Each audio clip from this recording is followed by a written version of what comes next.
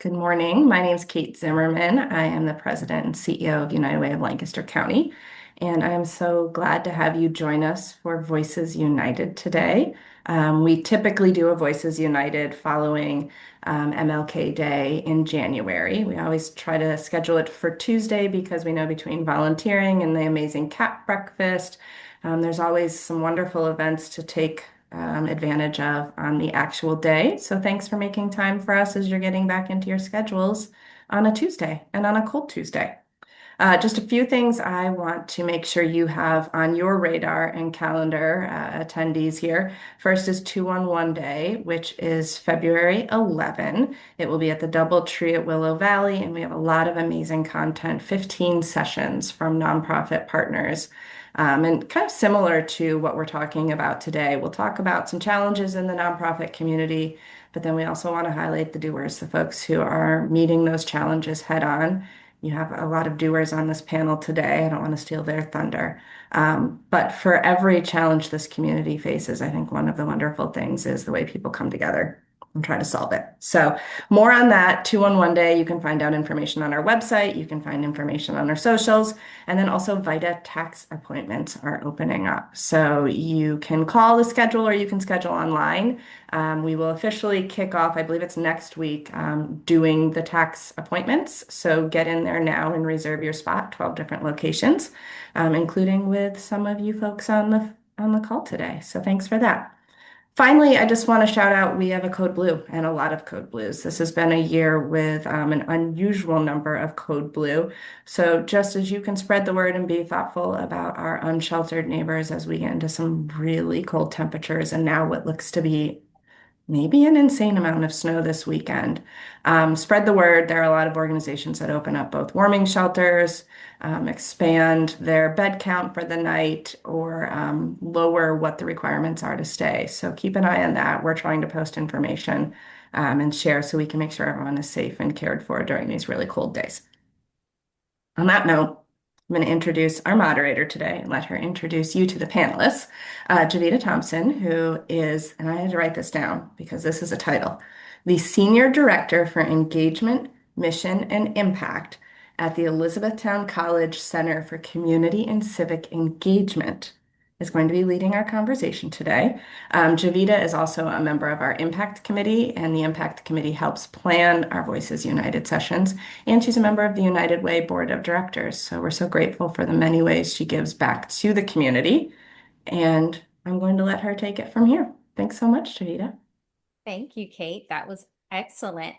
I love the opportunities that I get to do working with United Way. And this is one of the great perks of being a board member, being a part of the committee. And I want to give thanks to the entire group for all the work that they do in supporting our community.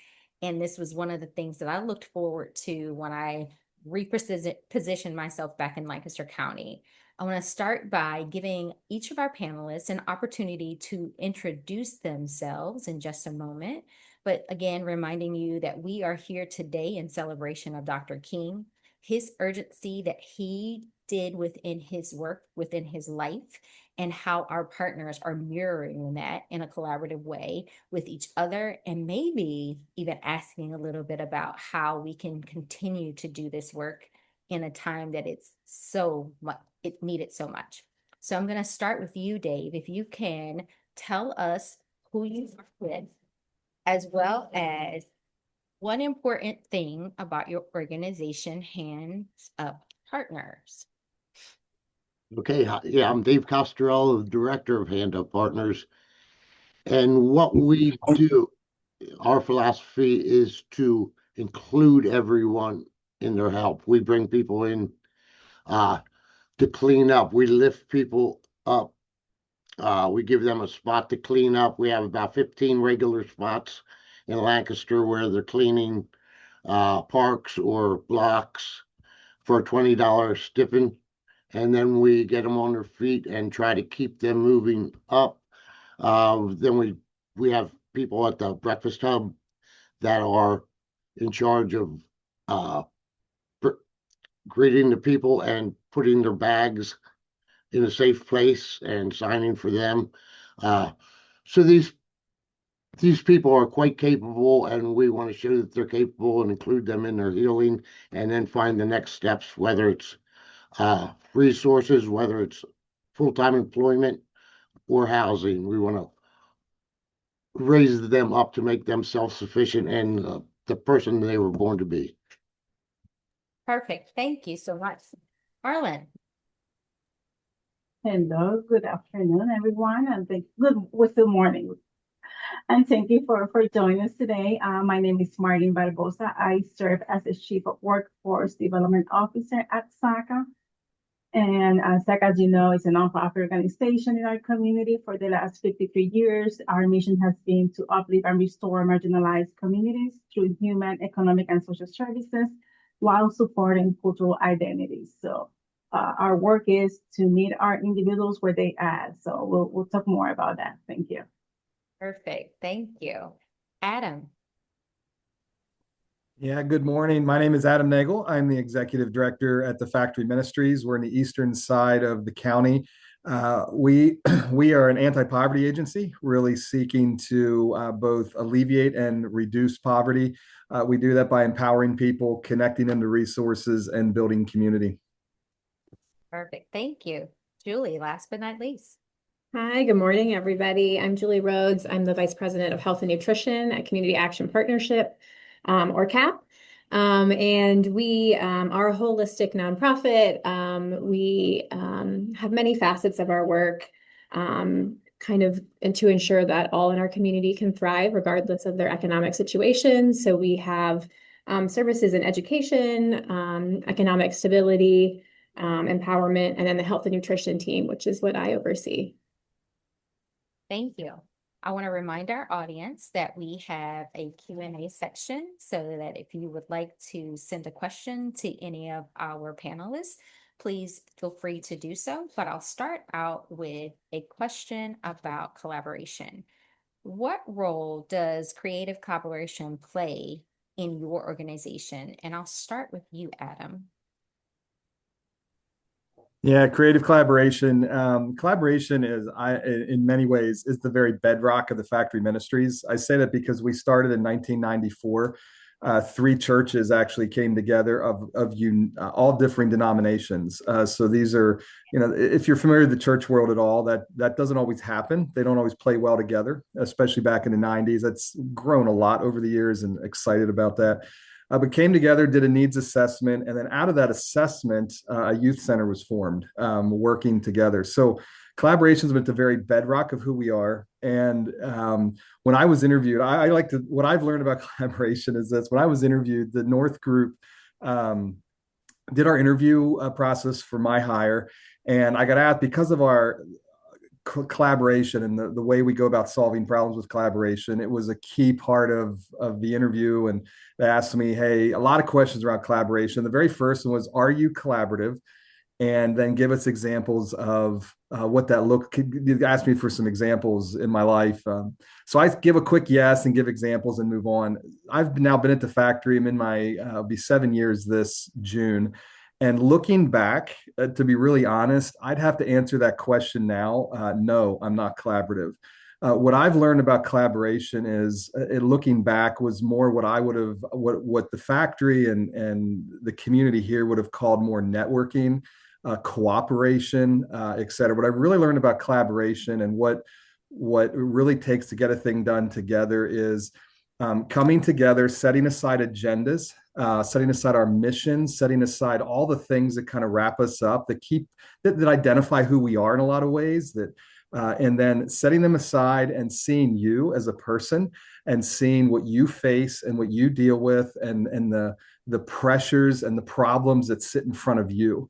And then I am able to look at those same problems. Let's look at them together and let's fall in love with those problems.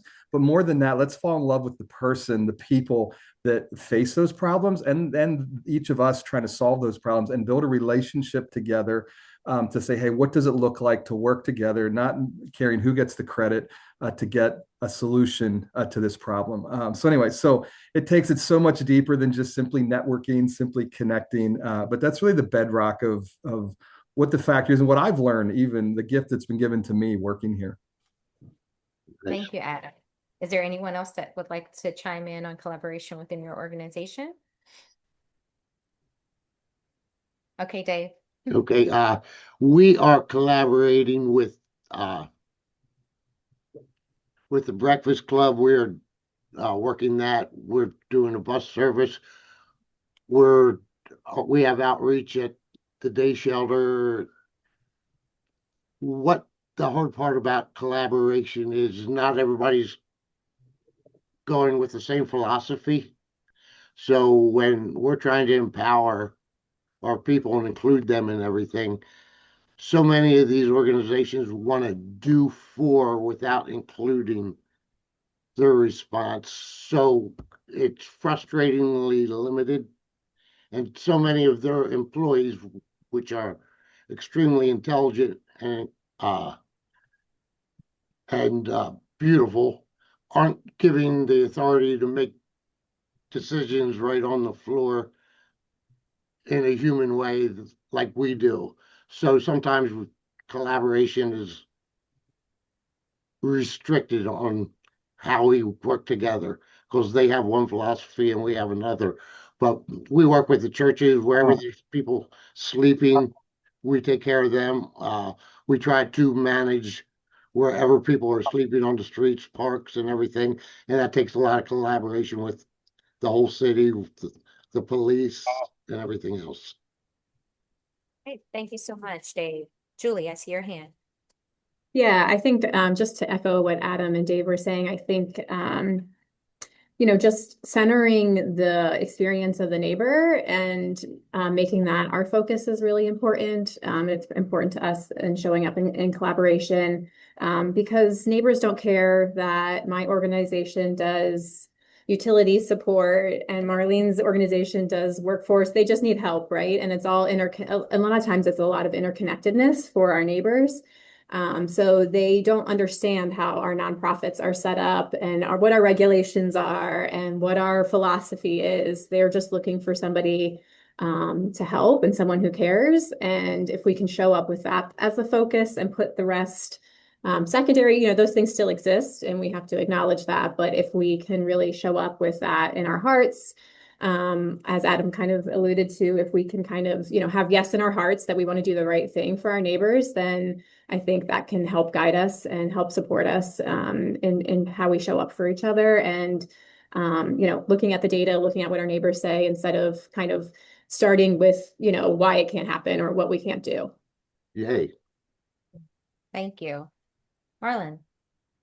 Yeah, just, adding to all those comments, I think, we focus in our mission sometimes, right? But I think we have to focus in what is best for the community that we serve, right? So I think we do here in Lancaster, we are blessed that we co-design solutions, right? So to give you an example, very recent in the last few years, United Way and SACA identifying needs in the community, right? So we needed a full-time case manager that will serve our community members here in the southeast and the southwest area of the city. So how we created this and filled that gap is co-designing a full-time position that will cover that, aligning our fundings and using our funding sources in both sides to really fill the needs of the community. So it's not about the organization needs, it's about what the community needs. And yeah, we set aside, our egos and I think we have to be mission driven and not organizational driven sometimes. I think that's the best way to collaborate. Yeah, thank you so much. You mentioned community needs, Marlyn, and I would love to know how you go about determining what community needs are that need to be addressed through SACA.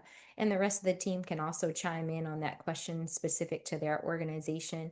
But we oftentimes, and Dave might have mentioned this a little bit earlier, we want to do what we want to do, but we don't necessarily do an assessment, as Adam stated, to determine what that actual need is. And sometimes that need is urgent.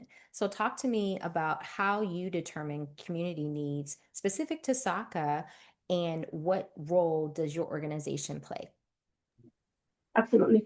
I think the first thing is talk to the neighbors, right? We'll talk to our individuals that we serve. I think it's difficult when we have leaders or, politicians making decisions, assuming what the community needs or what individuals need. So I think the first thing is we have to have their voice to know what they are needs. I think something that we have seen most recently here at SACA is the urgency of stability, right? Of to access sustained employment alongside with affordable housing that we know that the rising cost of housing and the lack of inventory is huge in our centers in our area. Also having the supportive services, food security. So right now we have as at SACA, we are serving double of our community members in our community meals. And that is not just a meal, it's more an entry point, right, to wraparound services. So yeah, they come and receive a hot meal, but also they receive referrals for behavioral health or for supportive services they may need, for housing, shelter. So I think responding to what we are seeing now for us at SACA is key. But it goes along with how we collaborate with others, right? What we don't offer, how we can partner with other individuals. At the Centro in Workforce Services, specifically, we created these programs to provide equitable access to our community members. So we know by providing workforce development and providing skills that lead to jobs, we will increase our financial stability. We serve as economic mobility vehicle for our community, and that will result as really stability for our community members. Thank you. Julie. Yeah, just to add on to that, I think what's coming up for me is this combination of I think we need to think about data and the role of data and how we look at things and how we look at issues, but then also the real experiences of our neighbors and making sure that we're close to that and we're curious and we're asking good questions. So I think we are very lucky in this community. We have the hospital systems that do community needs assessment. As a community action, we do a community needs assessment. We have lots of data. We have hunger mapping resources. So there's lots of reports and things out there that we can study and be curious about, but then also, balancing that from the real experiences of our neighbors and, asking them what they need and, surveying them, but also just, showing up curious. And sometimes we get it wrong and we have to be able to check ourselves and pivot when we need to. And you can't always have all the answers. Sometimes you just have to try things and be willing to pivot and adjust when it's not working and when you hear feedback from your neighbors. Thank you. Dave, would you like to chime in on that one? Yes, you just got to do what is needed on an individual basis. Look at what the need is, take care of it, find out if you have resources to connect with, and if not, just do the best you can. But you got to try different things all the time, and you got to, like everybody on our board, when I started this, I said, never ask permission to do the right thing. We'll figure it out after that. So whatever the right thing is, and sometimes there's just nothing to do. Everything's filled up, nothing's available, and that is heartbreaking. But when I do when I feed the people at nights, they're all sleeping on the concrete. So all you can do is direct them and make sure they have everything they need. But you can't, if there's no beds to go to, there's nothing else to do except for to keep them warm and fed and let them know that they're loved. Thank you, Dave. Adam? Yeah, I don't have a lot to add to this other than the one thing I would say is being in a vulnerable place, something that my therapist said to me recently. I was talking about kind of looking at kind of some core realities of things I'm trying to do and become. And I talked about this collaboration piece in therapy and talked about my desire to bring people together. My therapist said to me, Adam, my challenge to you is make sure that bring people together isn't intellectual and that it's not just logical. In other words, really make sure that you're living from a place of vulnerability. Community isn't just in our heads. It isn't just something that we engage intellectually and sit down. It's something we do together. It's something that we do. And to do that, you've got to be vulnerable. There's a relational component to it. There's trust and love. And those things are squishy and hard and messy, and aren't always easy, and at times require difficult conversations, require me to own things where I've blown it. At times require me to challenge and push in, and this give and take. So that's one of the things I would add is what I've continued to learn about collaboration and stepping into this space is get out of my head and not just do this thing from an intellectual, but really do it from a relational trust position. Thank you. I think the key to it is certainly building relationships and listening to what our community is telling us, and not just going forth with what we have in a proposal or a plan, but understanding that sometimes urgency takes over. And if we could talk a little bit about what gives you hope that our community can rise to the moments of urgency. You've had some experiences recently because we talked a little bit about some food insecurity issues. We talked about some housing issues. What gives you hope? What gives you pause? What gives you an opportunity to really embrace what Lancaster County has to offer for our entire community? Julie, I'd like to start with you on that. Sure. I think, it's easy to be pessimistic. There's lots of issues. But I think what gives me hope is the kind of uniqueness of Lancaster. I think we are very collaborative. I think we do have a lot of people at the table who have the right heart space. And, I think in my world in food security, I think about Lancaster as a place of abundance of, lots of food and lots of rich culture. And if we can be able to make changes, Lancaster's the place to do it. I think we could be a model for the rest of the country in terms of how to come together, and how to, start, to think globally and to pay attention globally, but also act locally, see our neighbors and think about small changes that we can make that can be multiplied. So I think Lancaster is a unique place where that could happen. I love that. The model for the rest of the country. Let's do it, Julia. All right, Dave, you're up. Okay. Hey, that is so great to hear from you, because what Hand Up Partners is doing, in the process of doing, and I'm here to solve homelessness in Lancaster County, not to perpetuate it. I am actively, and our board is actively meeting with people. We would like to start with a temporary transitional encampment where everybody has a place to lay down and store their stuff. And we bring programs into it, transformative programs.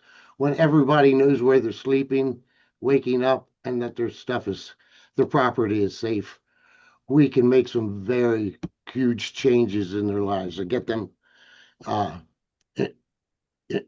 give them some ownership of their lives and help them with the directions they need to go. And after this encampment, we hope to have a campus like transitional space like the Haven for Hope in San Antonio, Texas, that is hugely successful and productive. We are gathering people and having meetings every day to put a crew together, maybe even a board of its own, to walk this through and find out who the resources are that would be willing to work with one core of values towards this. When all this would take, and I've been begging Lancaster, the commissioners and the mayor, to have a press conference to say, this problem is bigger than our government. We need to come together as a community. The homeless are our community, and we can proudly work together and solve this. And once they decriminalize the homeless, quit trashing them in the newspaper that they're useless and dirty and nothing but drug addicts, then the right people will know that they are allowed to be of help. And Lancaster community would love to be of help, and they would solve this. That's my opinion. Thank you. Thank you, Dave. Adam, how about your urgency throughout the community? What's your community? How do you address the community needs and the most urgent needs of today? Yeah, I think you asked too, in kind of that original question, Julie, Dave, thank you. Julie really captured it well. Lancaster is I consistently engage. I just took a phone call the other day from a guy from Colorado, of all places, and he was reading I don't know what he was reading even. I was like, where did you get this information? And he somehow found a link to us and some broader Lancaster stuff and found my phone number and calls me. And so as I'm talking to him and listening to him, so I consistently have this experience, as Julie described, that Lancaster, I do have a lot of hope, but Lancaster is uh, far more collaborative than many other communities that we engage.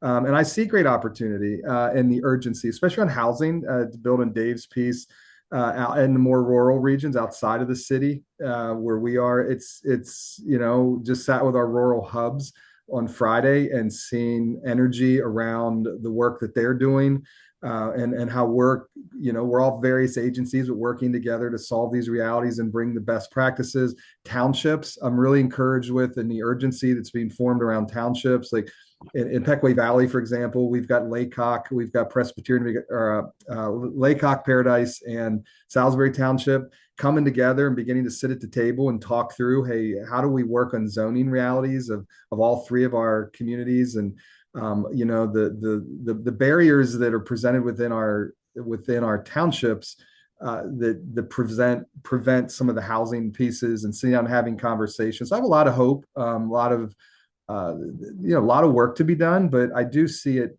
getting done in a lot of ways. Slower than what I always wanted to be, but that's what I've always been reminded by, is collaboration is slow.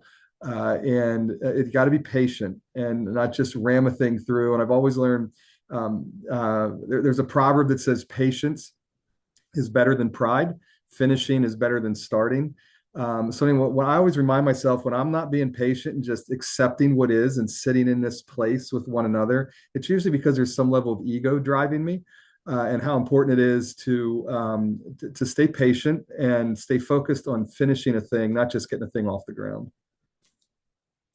Wonderful. I love the collaboration is slow comment. It reminds me, for the past 2 years, we've taken a trip to Selma, Alabama, and part of that trip was the students themselves learning how long it took to get the marches started in the different areas and the communication that had to take place in that space. And here we are today with so many platforms that we can utilize to get the word out, but it still takes us what we think is a long time. It took, in some cases, months, in some cases, years, for some of the actions to take place as it related to our voters' rights. And the many things that we need within our community will be in that same vein. And as long as we are resistant and we continue to persist, we are accomplishing some really strong goals. We talked a little bit about hope there, and what's one specific thing we can do right now to support collaboration and respond to urgent need in our community? And if you got more than one, that's okay too, but at least one thing that you can do, that we can do, because this is a we thing. We're working together to try to dream of a dream that can make our organizations better places for the people that we serve. To support collaboration and respond to urgent needs within the community. Adam, I'd like to start with you on this one. Yeah. When I hear you ask that, the first thing that pops in my head, now this is slow. I love what you just shared there about slow and the time it takes. The one thing I'd say you can do is have lunch. It's silly, maybe sounding, but it's really, when I look at the work, the factory over 35 years, I wasn't here from the start, but I consistently hear the stories that are shared, and I repeatedly hear at the root and the base of the victory that some of the victories we have today, and some of the needles that have been moved, and is started around coffee and lunch, and really looking at the person at the table and and asking, and this is the other practical thing I would say, it centers around what is a win and what is a challenge? What are you facing right now? And in that win and challenge, I think oftentimes where I might be winning is an opportunity to share and leverage with you. And where I may be challenged might be an opportunity. You could be hearing that and being like, "Oh my word, Adam, I can actually." And then before long, we're off and running with a thing and serving. The final thing I'll say with having lunch, the work that we've done with CAP and the school district. What I've repeatedly heard, I heard a pastor say it here when he got out of his office, and he said what really burdened him was the social workers at the school seemed to have more urgency than he did as a community leader. And he said he realized he was over his tenured time, he was finding himself in his office more. But when you get out of the office and just sit with people and hear and feel what they're facing and seeing it, and that it ramps up that urgency and feeling of that pressure and allows you to really step in, I think, in those spaces with curiosity and begin to find some solutions. Thank you. Julie, would you like to go next? Sure. I think a central theme, I think, is just about for me, it's just keeping the hope alive. And I think that's important if, in nonprofit work and community work, it can be slow. Like we said, it can be frustrating. Systems are working against you.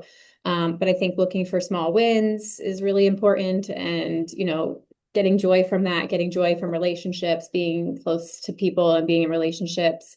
I think that's, thinking about self-awareness and what you need to, be in the fight for the long haul, I think is important. And that happens not just about self-care, but it's really about community of care and being with your people and finding those people who are like-minded and have a similar mission and kind of propelling each other forward.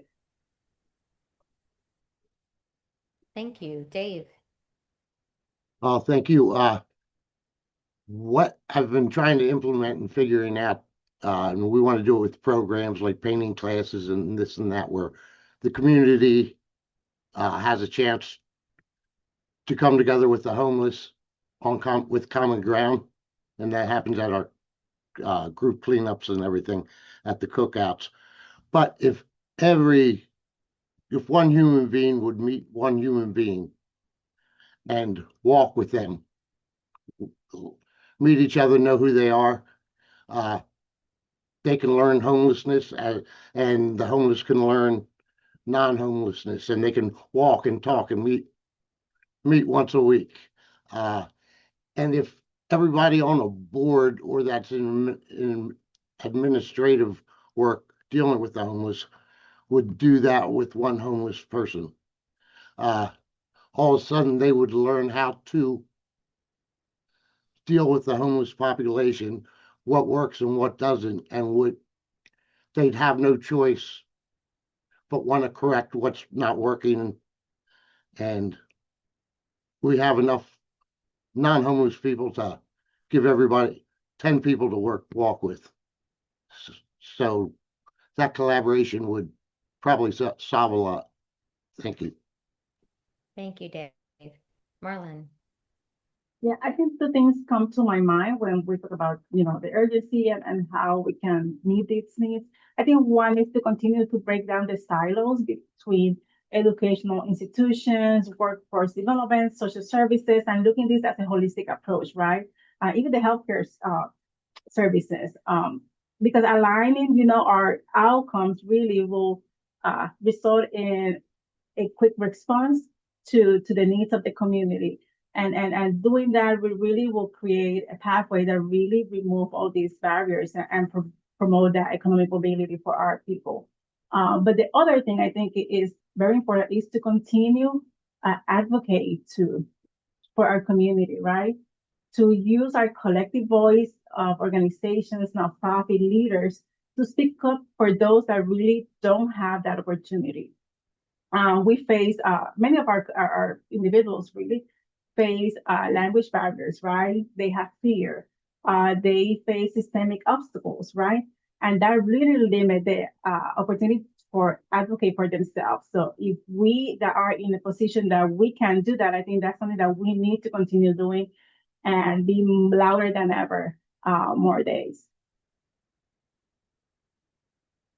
Can I add something to that? That was a really important piece. I think it's also advocate at the systems level and with government, but I think it's also important for us to think about how we advocate just in our communities and with our neighbors and our families and our friends, and that we push back on things that we know is not our experience in working with neighbors, and not true and not honest, and that we can kind of bring light to those things, and that we feel bold enough to be able to speak the truth and to know what we see, and to know that it's not right, and to continue kind of that message forward, because I think those just being able to have those interactions when we have relationships with people is really important. Back again to the relationship component being key to the organizations and the work that you are doing. I also want to remind the audience that we have the Q&A open for questions as well. So if you have questions that you would like addressed, we're happy to receive those as well. How has the current environment changed your organization, how it shows up for the community? How has the current environment changed how your organization shows up for the community? You want to give it a stab, Julie? Want to start us off? Sure, I'm happy to. So being a community action, we have a lot of government-funded programs, state and local. So interesting time with a lot of uncertainty around things that we thought were stable programs in our community. And with a lot of, uncertainty about the funding of those things, about the regulations, about what will be required to do. And so, it's important for us to keep track of that and to think about that, but also still stay focused on our mission and think about the long term. So it's like, how do you pivot in the short term, but also keep that long-term goal in mind? And for us, that is thinking about still continuing to think about innovation. It might sound like a strange time to do that, but I think it's also imperative that we don't rest on our loyal, not just fight for what we need today, but what's the long-term solutions, that we don't keep just having the same conversation. So I think, we're thinking about, more collaborations, raising more private dollars, being more creative and thinking about different solutions to our problems and more systematic work. So that's just, not being able to kind of rely on the systems that we're used to. Thank you, Julie. The private dollars, I think, is going to make a huge difference because of the structure of what we were used to. And if we keep doing the same thing, we're definitely going to put ourselves in danger of being able to serve the communities that we need to serve and want to serve. Marlyn. Yeah, I think sometimes it's going back to the basics, right? So what would the community need right now, right? I think, as my work day-to-day, workforce education and employment services, sometimes you have to step back and say, okay, so yeah, we have these services available, but what is the need right now? Is it housing? Is it food access? So just ensure that we still have on the forefront, those basic needs that really gets in the way of somebody moving forward. So that's one piece. The other piece is, that we have the responsibility to really inform our community, right? To keep them informed with the correct information to avoid increasing the fear that our community has been suffering for the last year or so, and ensuring that they know that there is a safe place, that we are here to support the community needs, and that we're going to keep fighting for them to ensure that, they have justice and they have equitable access to these services. So just, thinking, going back to the basics, and then from that moving forward to the economic mobility. Thank you, Dave.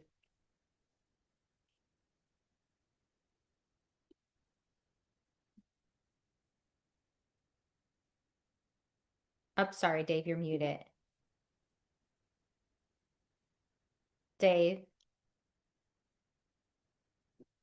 unmute yourself for us. I'm so sorry about that. No worries. Okay, we are only 2 years old. I've been doing this for 11 years, feeding the people and trying to get things done. But our Hand Up Partners is only in the second year right now. So what I'm seeing, we are spending so much time and effort trying to manage like impossible situations, like living on the street, living in businesses, living in parks, living in churches. Is not good for anyone. It's not good for the people that are living there. It's not good for the businesses that are trying to function. And it's not good for the police or anybody that has to do this. So, second year of putting a ton of time trying to manage it, trying to ask for tolerance, uh, and nobody else is coming up with any other answers. And that is what I'm seeing. And that's why we were trying to put together the temporary encampments and everything like that. So that is the direction we're going because there's no other uh,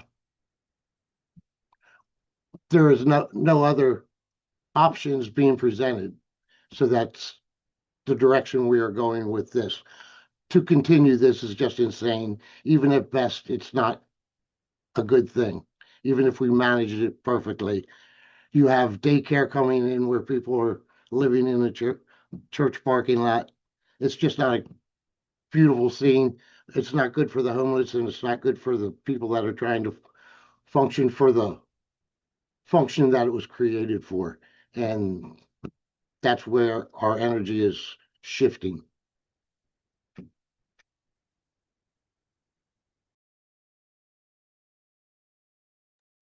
Now you're muted.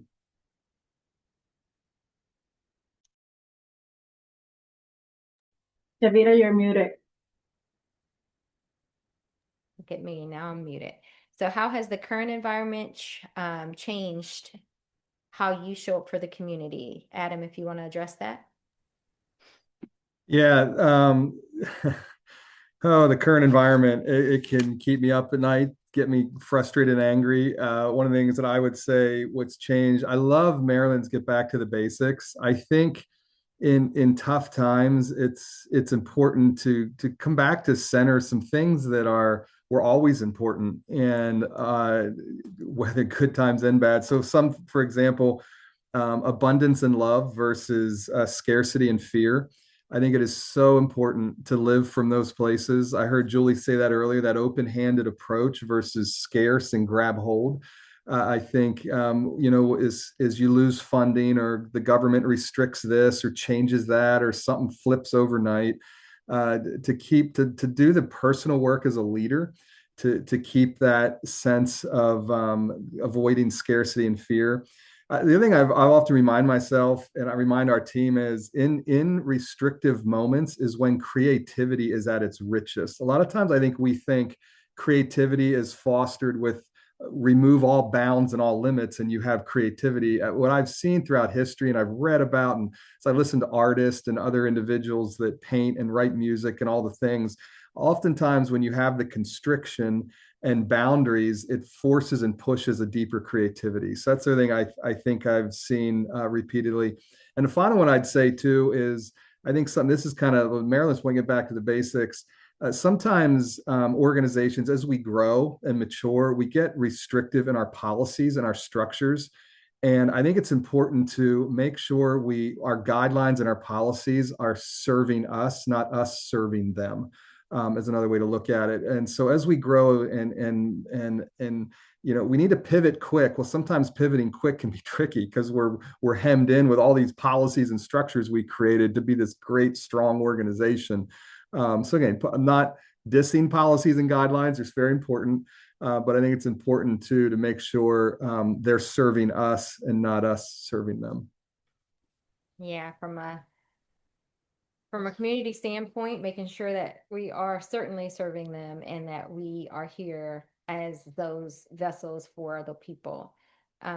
I think it's a great segue. If you fully embrace the urgency of now, what will you do different 1 year from today? What would your organization, what would you do different 1 year from today? Marlyn, let's go with you. That's a tough question. I think right away come to my mind engaging with our funders, right? I think, as nonprofits, we rely, in funding all kind of, of funding. But I think sharing, that when situations like this happen, like this urgency, we need some flexibility. It means we need to pivot our efforts, right? So when we have that flexibility for funders, it really makes our job way easier in order to meet the needs that we have in that moment. Uh, so sometimes, the red tape, and Adam, I love what you said about, guidelines. Yeah, we put all these guidelines and procedures and policies in place to do check and balances, but also we always have to keep in mind, okay, so what happened is something changed, and a lot of that change sometimes is reflected on the funding that we receive, right? And how we have to pivot. So, having that flexibility, of course, with accountability, check and balance, and everything, I think really allow the organization to really serve in a different way. And I think just having that conversation with funders, I think is key. Uh, and probably, moving forward, in the future, we'll go back and say, okay, so I should have approached this in a different way. But I think right now is for me is that. I think a lot of us would agree with that, thinking about funding in a different way. And Julie mentioned it earlier. And even through the lens of United Way, we pivoted from what we would traditionally do with our grant funding to make sure that there was some food insecurity funding going out during a time that it was pivotal for our community. So having that flexibility that you talked about and centering around funding. Is there other thoughts on what you might be doing differently a year from today, Julie? Yeah, I think that's great. One tool we've been using here at CAP is we call it PTR. So and then just, kind of to kind of center what we're talking about, like, is it a preference? Is it a tradition? Or is it a requirement? And are we doing this just because somebody prefers that we do it this way, or because we've always done it this way? Or is it really a requirement? And sort of trying to examine those things. So we use that little acronym to just check ourselves sometimes, and to use it with each other lovingly. But I think one thing, thinking about a year from now, something at CAP that we want to do is just be more active in our advocacy, and to really not be so just reactive, but how can we be proactive in that advocacy, and how can we have good relationships with our government officials, and be on the forefront of those policy decisions, and be really partners in that work instead of just reacting to whatever comes down the pike. So I think, that will take a lot of partnership and collaboration on lots of different issues, because it's not just hunger, it's not just housing. Those things are all very interconnected. And how can we have lots of coalitions and partnerships in that work, but how can we kind of bring it all together as a community and have a central voice in that advocacy? That's amazing. Thank you. I love this PTR. I'm stealing it. So as an organization, we all could use a little bit more of this PTR, determining where we want to be in that space. Dave, I'm going to go to you, and then I'm going to go to Adam. We're going to start to wrap things up. We're at 11:50 right now. So if you want to chime in on your today moments, I'd be happy to hear from you. Okay. Hey, thanks. You guys are all amazing. I'm learning so much and loving your spirit. Uh, Next year, the way I see it, we will be figuring out how to run our encampment even better than it will be running by then. Uh, we will be looking and dealing with how to get the campus going and who's in charge of that. But and we will be hopefully bringing in all the resources and how we can all work together as one unit. That's the way I see what's going to happen. I hope I am correct in that, but I see nothing but moving forward with the inclusion of our people that we're serving, helping themselves and helping us along the way, putting them in positions to be useful in every step of the way, and continuing that our philosophy. And I predict we will have a lot to do next year, but on a more positive, productive manner. Thank you for everything, guys. You guys are wonderful.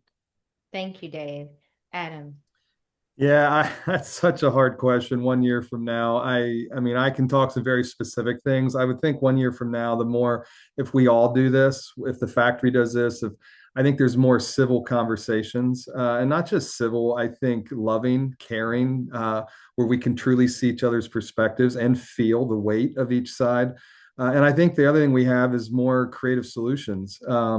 It's been so neat to see out here in the eastern side of the county some of the creative solutions that have spurred up, and unlikely partnerships between the faith sector and the public sector, and unlikely partnerships between the Amish and the government, some of the government agencies and organizations. Just, it's been neat to see that. So I think that's one thing, is the more we do this, I think the more of that type thing. I think we see too, is we see more of analogy. Something we talk about a lot is build the plane as it flies.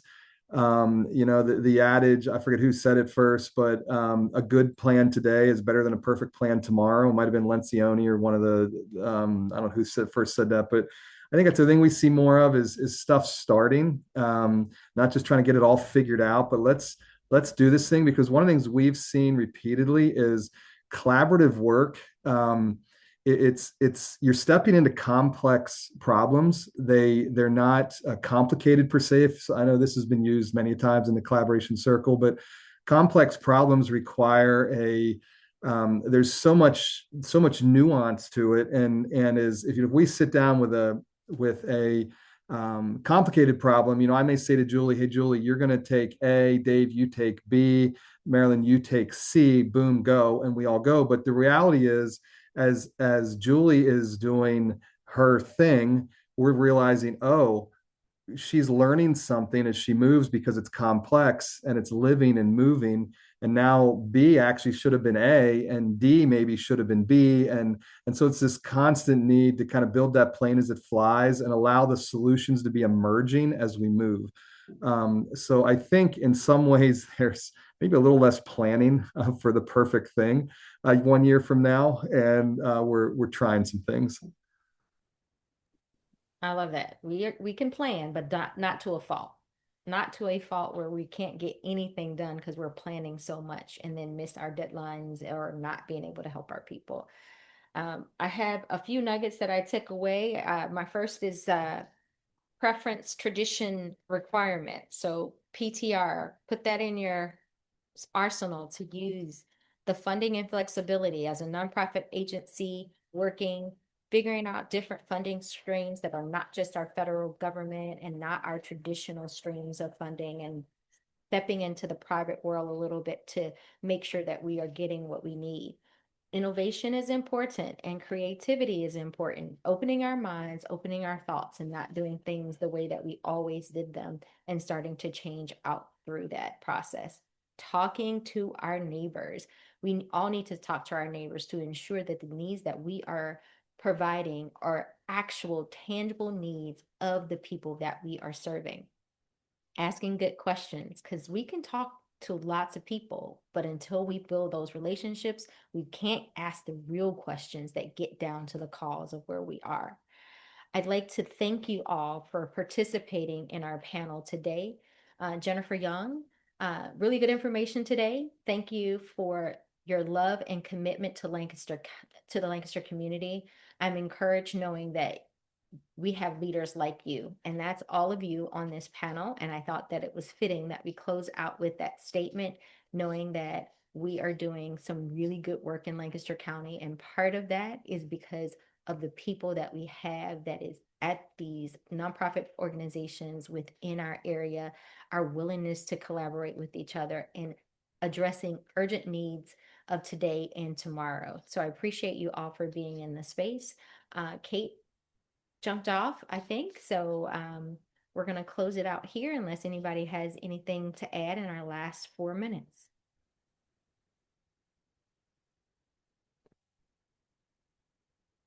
Thank you all. Have a great day.